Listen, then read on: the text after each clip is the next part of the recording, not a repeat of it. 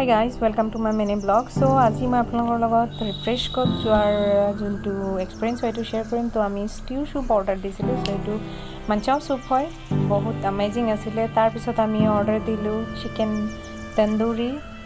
So here is our tandoori. মোৰ তাত বহুত অসম লাগিছে, আপোনাৰ তাতো লাগিব নিশ্চয়। সেইটোৰ টেক্সচাৰ আৰু ফ্লেভাৰটো বহুত বেছি ডিফাৰেণ্ট আছিলে। তাৰপিছত আমি ফ্ৰাইড ৰাইচ অৰ্ডাৰ দিলোঁ আৰু ভেজ মঞ্চুৰিয়ান অৰ্ডাৰ দিছিলোঁ।